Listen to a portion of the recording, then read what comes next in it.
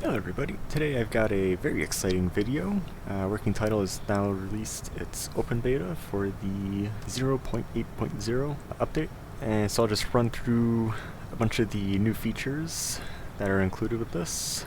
And so some of the big ones are the new Flight Plan Manager, which is completely independent from the Asobo Flight Plan Manager. So it allows for discontinuities, custom crossing restrictions, modifiable approaches, and no deleting of fixes. So for example, if you had a terminal arrival selected and you selected an approach, a lot of times the Flight Plan Manager would just delete a bunch of the fixes on the star or approach, and then create like weird sort of curves and whatnot. So all of that's been completely eliminated with the new Flight Plan Manager.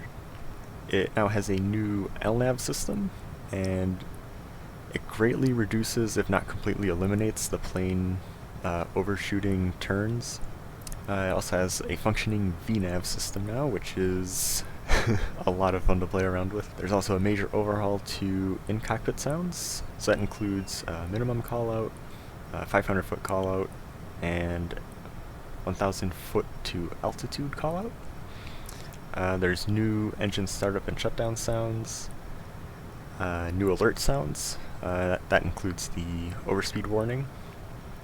There's new wind sounds in the cockpit when you're in the air, as well as new sounds for when flaps are deployed, speed brake, and landing gear.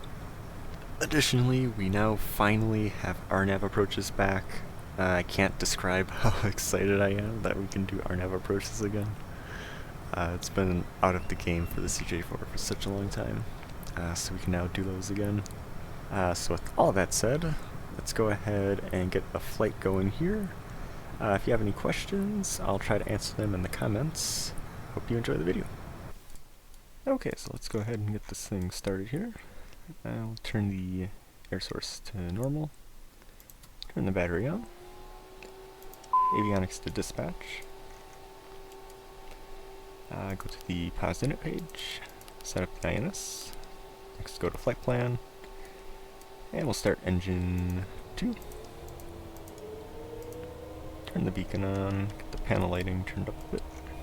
Now we can work on the flight plan while the engine's starting. So our origin today is from Dallas Love, and we're flying to Minneapolis. Our departure is going to be from runway 31 right, using the SNE6 departure. And if we go next, we can find our Will Rogers VOR transition. So we'll select that, hit execute. And if we look in the MFD, we can see it's loaded the SID. And if we go back to flight plan, you can see it's now showing via SNE6 to Will Rogers. So we'll hit next. And it sounds like engine 2 is already started, so we'll start engine 1. We'll turn the avionics on, and the climate control on. Turn the fan speed down, just so we don't get that fan noise in the background. And so our first stop after the departure is going to be the Wichita VOR. And then we'll fly via Jetway 21 to IHUX. And this discontinuity here is just letting us know that the flight planner needs some way to exit this airway, which we're going to do at IHUX. And when we put it in here, it's going to clear the discontinuity. There it goes. And we can hit execute. And so next up is performance in it.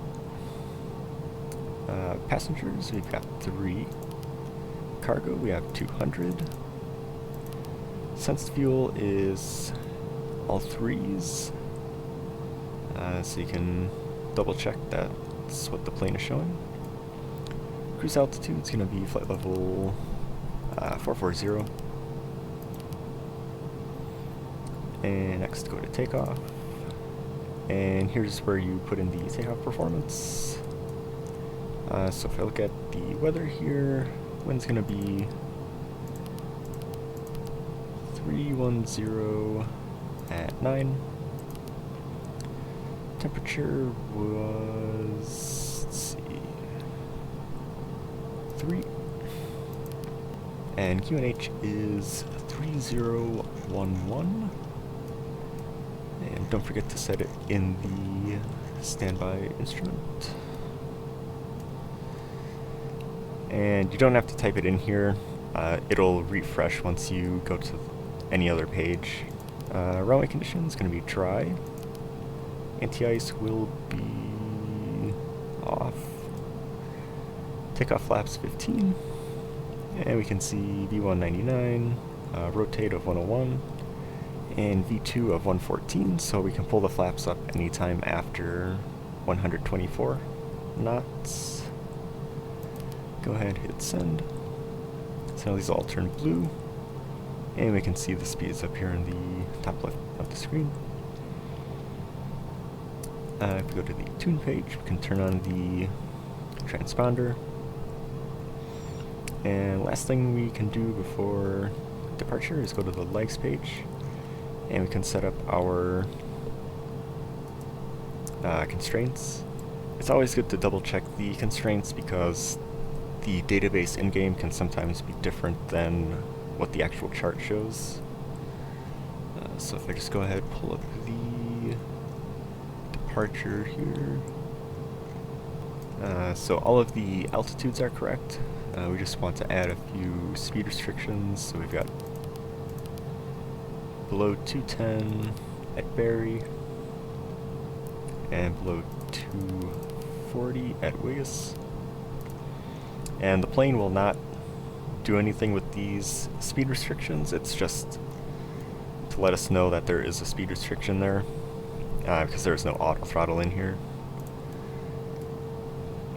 So the plane has no way of meeting those speed restrictions.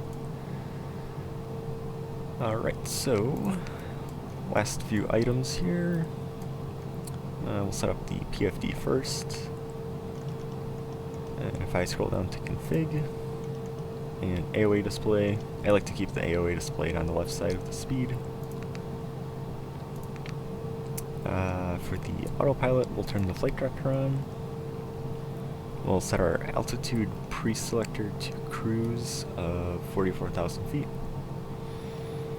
We'll turn LNAV on, and we'll set an initial vertical speed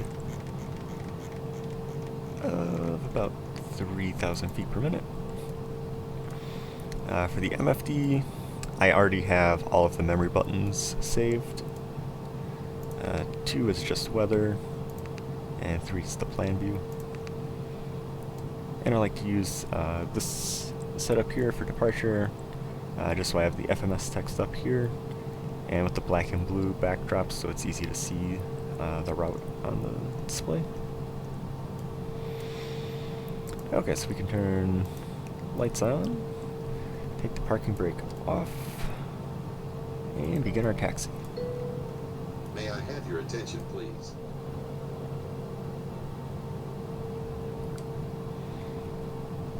Okay, so we're holding here at runway 31 right.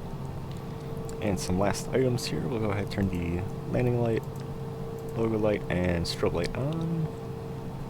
We'll get our trim, which is up here, set for takeoff. I like to have it pretty much at the bottom of the green area. And we'll set flaps to 15 degrees. And one final thing I'll explain before takeoff is that we now have takeoff and climb detents. And so what'll happen is when we bring the power up, this TO in the N1 gauge is going to light up green, letting us know that we're in the takeoff detent. And once we're in the air with gear up, we're going to bring the power back to the climb detent, so it'll be CLB. And then if we have to slow down at all, or if we reach cruise, we'll bring it out of the climb detent into cruise, and cruise gives us manual control all the way down to idle. The only thing you should know is that takeoff is limited to how much time you can be in it. I don't remember the exact amount of time, but basically you want to be in takeoff as little as possible. Alright, so we're clear for takeoff. Go ahead, get the pitot heats on.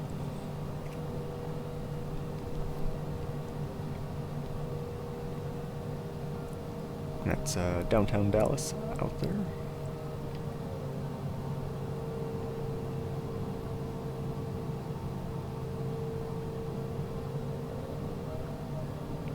Alright, and let's go.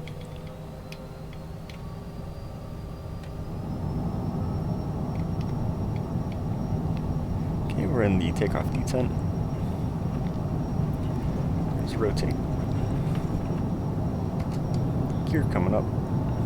We're above V10 plus 2. So I'll bring the flaps up now. Bring the power back to the climb descent.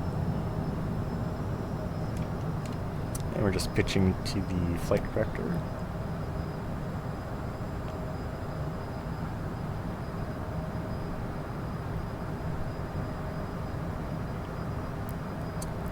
Keep manual control until about 200 knots. You can hand it over to the autopilot. Turn the yaw damper on and turn VNAV on.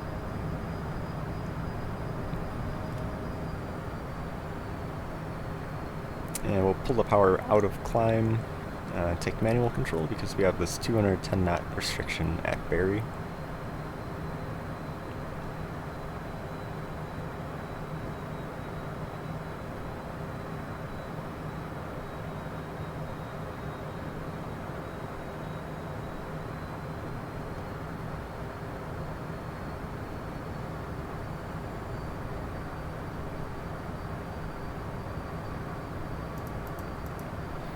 Turn the anti-ice on just to get through this small cloud layer.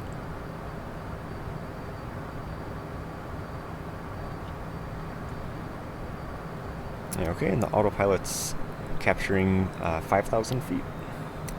I should say the VNAV system's capturing 5,000 feet.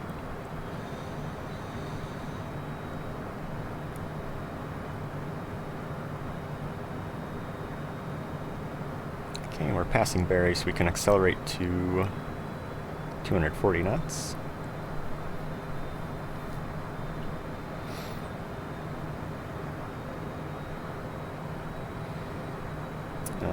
So just to explain that a bit, we have our altitude preselector at 44,000 feet. However, there is a hard restriction at 5,000 feet at Jimmy, so the VNAV system will not take us above 5,000 feet until we clear the waypoint with the restriction.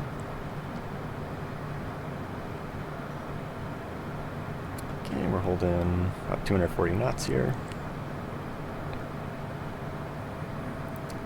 The indicator is flashing, letting us know that the autopilot's about to switch waypoints. Okay, now we're on to Jimmy. So we have to cross Jimmy at 5,000 feet. No speed restriction other than 250 knots below 10,000 feet.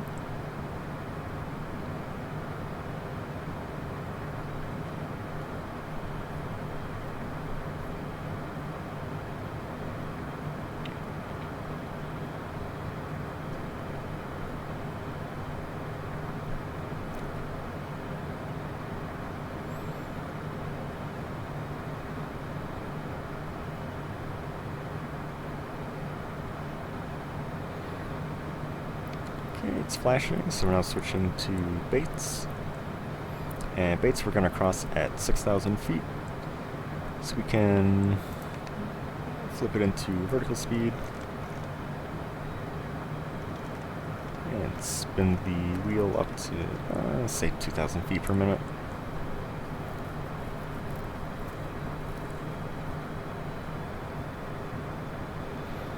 And you can use this range to altitude banana if you want to hit Bates as you're climbing into 6,000. I'm just going to select a vertical speed.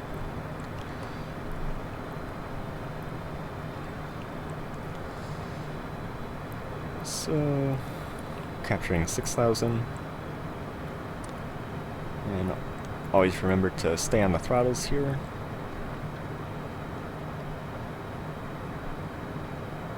Because there is no auto throttle.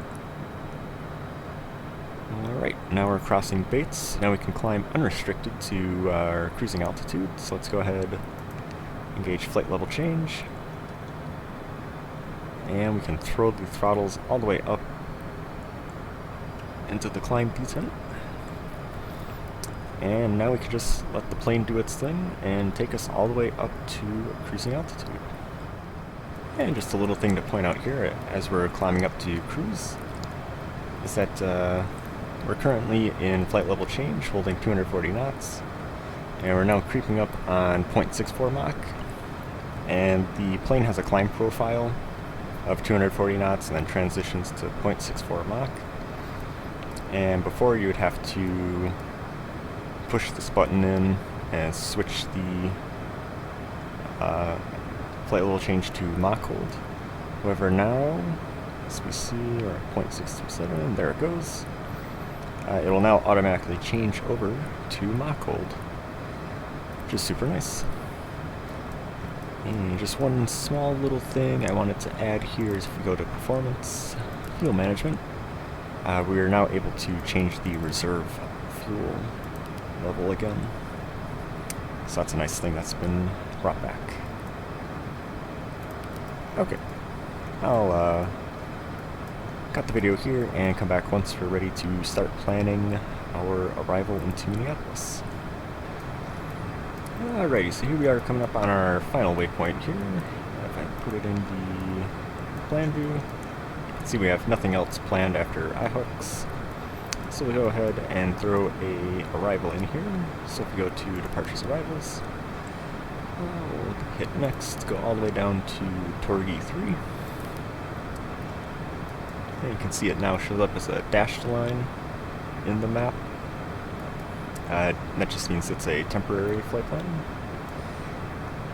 So now I'm going to take the Swan transition. You'll see it moves it over there. And we'll hit Execute. Now it's a solid line showing that the navigation system will follow it. Just for simplicity's sake, we'll add an approach right now.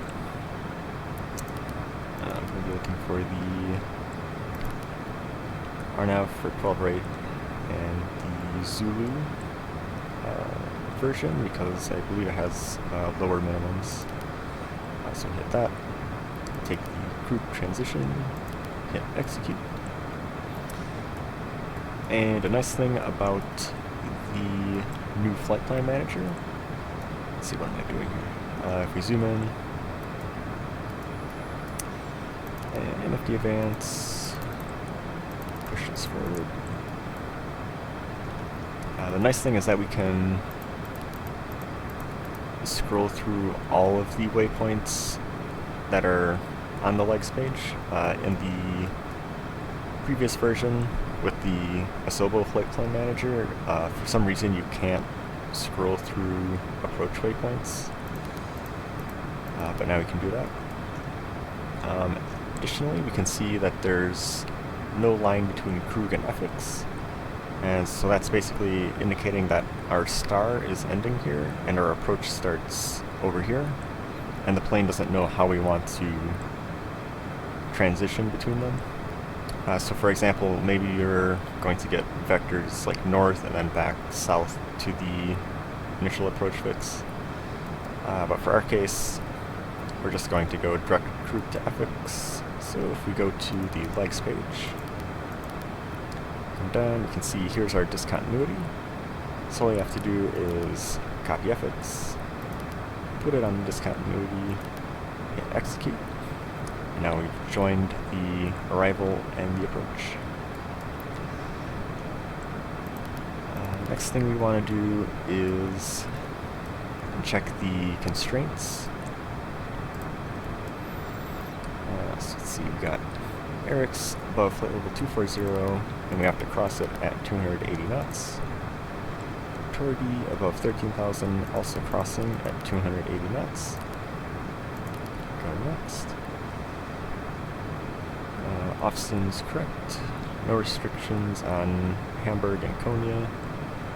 Spooky, we have to be at 7,000 at 230 knots. And Krug, we have to be at 210 knots at 7,000. And if we go down here, these are the constraints for the approach. So we'll leave those as it is.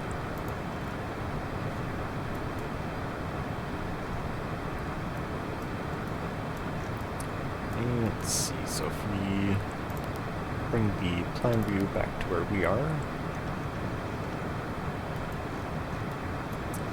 we can see this top of descent ring just before Swan. And what that's telling us is that VNAV is going to plan on a descent starting at this top of descent marker. So just before reaching this point, we're going to want to spin the altitude preselector down to the lowest altitude on our arrival, which will be 7,000 feet. If we don't do that, the VNAV system is not going to descend because we have 44,000 selected, and it's going to think that we don't want it to go any lower than that. So I'll speed this up and come back once we're just about to reach the top of descent.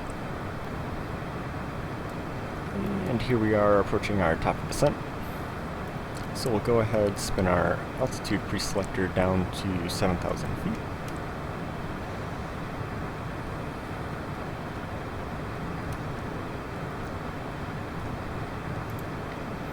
And you'll see that it arms path. And if we didn't bring this down to 7,000 feet, if we just left it at our cruising altitude, the VNAV system wouldn't descend after reaching top of descent, and you would also get a message in the scratch pad here saying check preselector. So now we have it set to 7,000 feet, the lowest point on the star. We got this pink donut showing the targeted vertical speed for the VNAV system. And now we have the snowflake coming down. Since we're within 1,000 feet of our glide path, top of descent flashes here, letting us know it's about to descend. Pull the power back so we don't overspeed. And you can now see that it's captured a vertical path. And the plane's going to pitch to try and keep the snowflake right in the middle here. Sort of like a very long ILS approach. So I'll speed this up, and all we have to do is manage the throttles, and the plane will descend on its own. And I'll be back in a few minutes once we're getting close to the approach.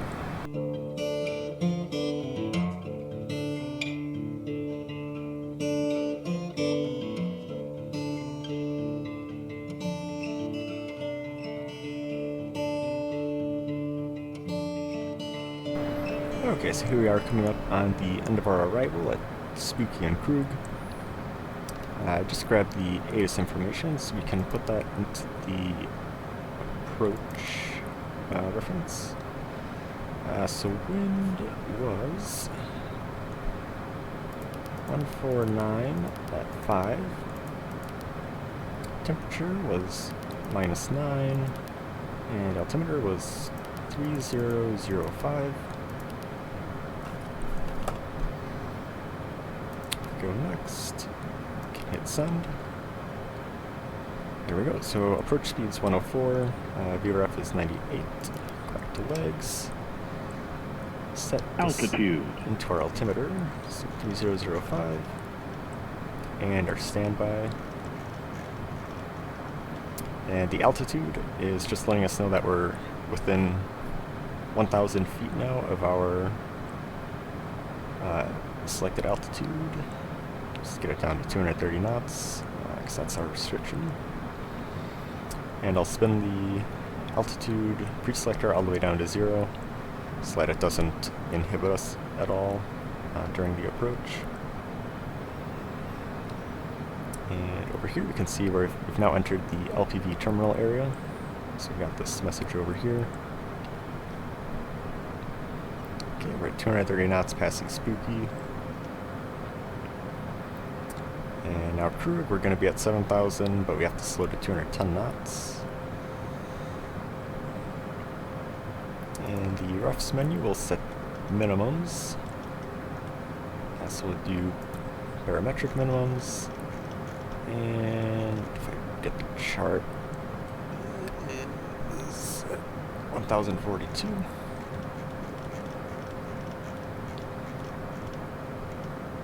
And it only goes in tens, so we'll select 1,040. Okay, we're crossing Krug, so we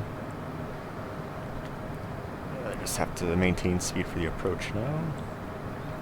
So we've got our minimum set, and you can see it in the top right corner of the bottom section of the VFD. We'll try and slow it down to about 200 knots now. Last thing we're going to do is set up for missed approach, should we have to do it. So if we go index, database, FGT,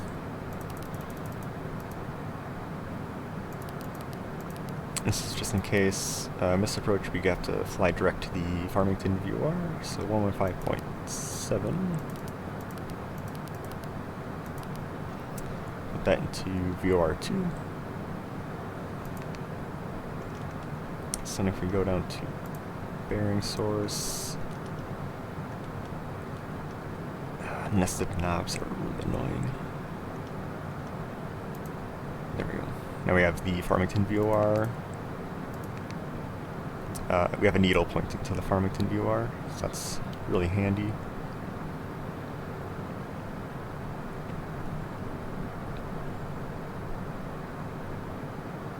Alright, crossing FX onto Zesty.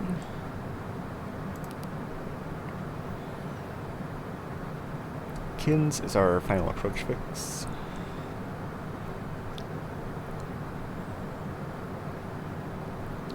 So once we reach Kins, we're gonna slow down to approach speed.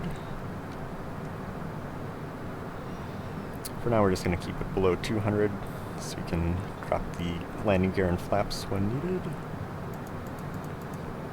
Get the landing taxi lights on.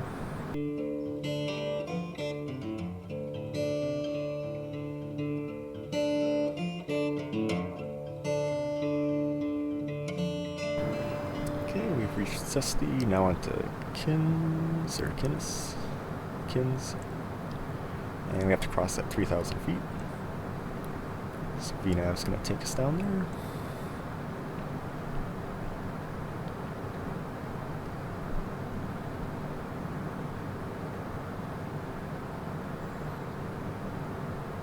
And we'll go ahead and drop the landing gear, and flaps 15 degrees.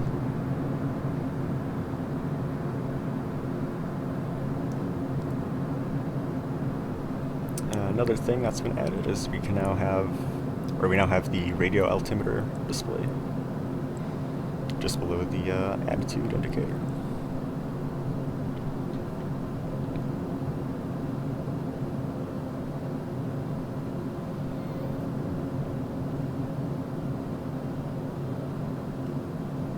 Okay, now we're going to select approach. And the plane's captured the vertical glide path. And for RNAV approaches, you're going to want to be in approach mode because this gives you a lot better accuracy in terms of vertical and horizontal guidance down to the runway.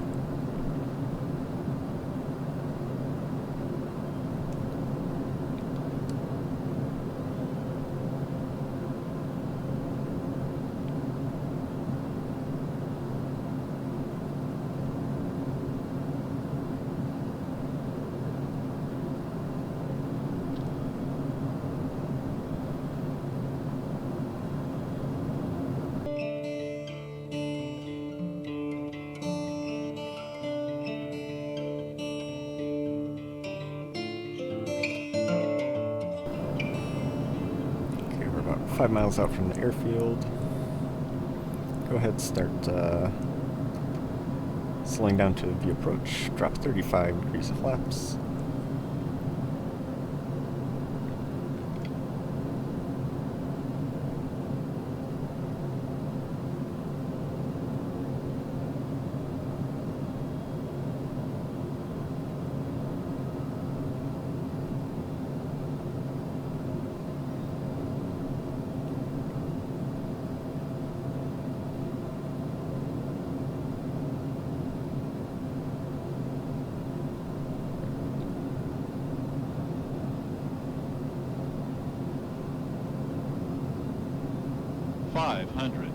Autopilot. It's 500, so we'll disconnect the autopilot.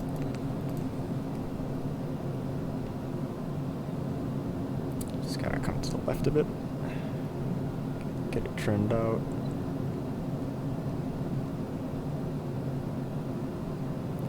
Doing a good job on the horizontal and vertical part of the approach knob.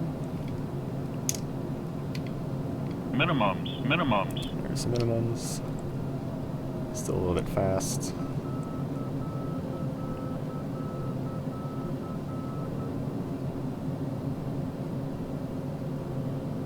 Okay, we'll start slowing down to VREF.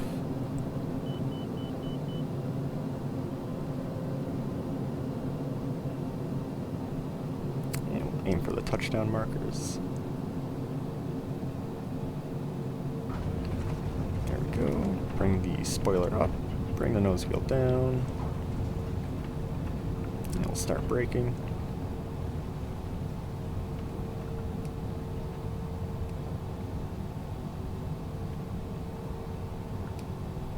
I believe that's a runway, so we'll try and make this next turn off. Maybe not that one. I think right here should be good.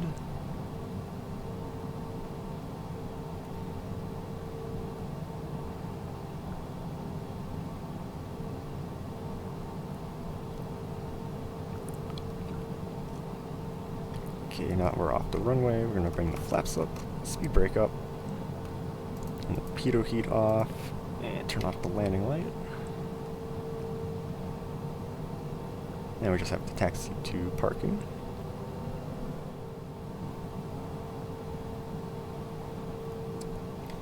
Alright, so now we'll pull the parking brake out, turn off the air conditioning, turn off avionics, turn off all the lights, shut down engine 1, engine 2, and turn off the battery.